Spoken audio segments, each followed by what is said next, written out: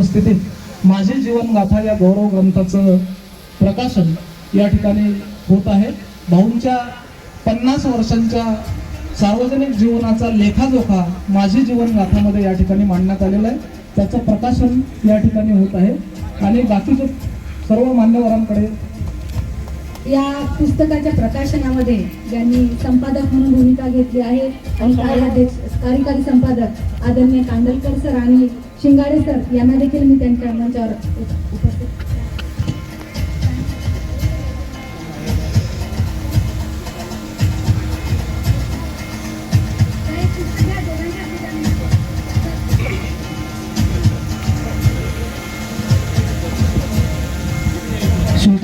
सुलताने सरांना पण विनंती करतो आणि विठ्ठलराव मिरगे यांना पण विनंती करतो की त्यांनी या पुस्तक प्रकाशन सोहळ्यामध्ये सहभागी व्हावे।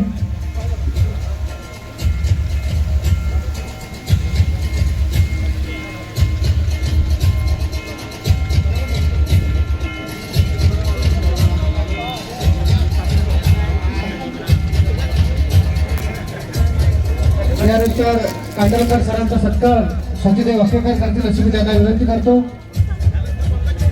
आणि शिंगाडे सरांचा, कांडलकर सरांचा, सुलताने सरांचा, मिरगे सरांचा सर्वचारी सत्कार सचिदेव वाकेकर, संदीपजी वाकेकर करतील अशी मी त्यांना विनंती करतो।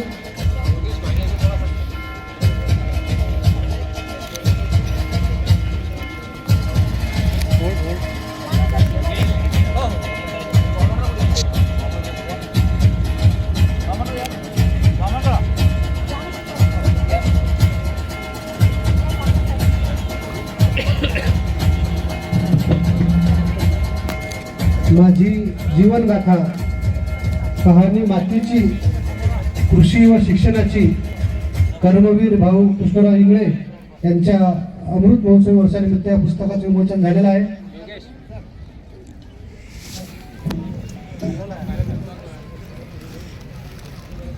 माननीय भाऊ की भाऊंच्या 75 वर्षाची वाटचाल करण्यात हा गौरव ग्रंथ याचा प्रकाशन झालं मान्यवरांच्या हस्ते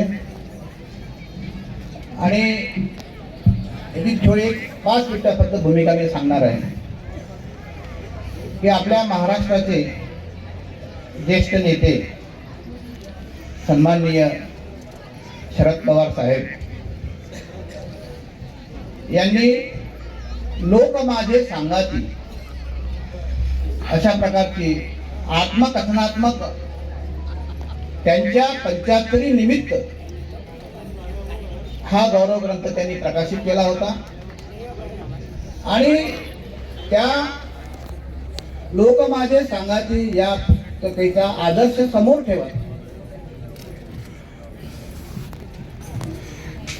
या ठिकाणी आम्ही भाऊंची ही जी माझी जीवनगाथा ग्रंथ जो आहे हा गौरव ग्रंथ ते पुस्तक समोर ठेवून त्याचा एक आदर्श समोर ठेवून ही पुस्तिका ही प्रकाशित केली।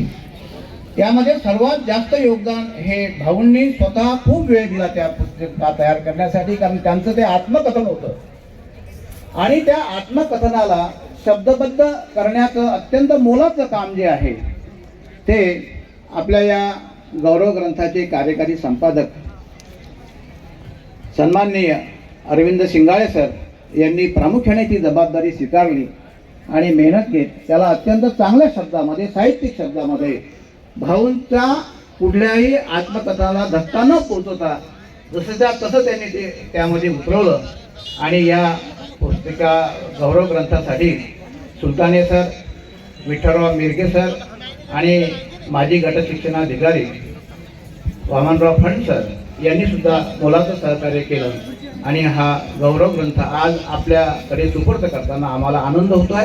जय हिंद, जय भारत। धन्यवाद सर। या भोईला दान द्यावे आणि या मातीतून चैतन्य गावे, कोणती पुण्य अशी येती फळाला, जोंधळ्याला चांदणे लकडून जावे, जोंधळ्याला चांदणे लकडून जावे।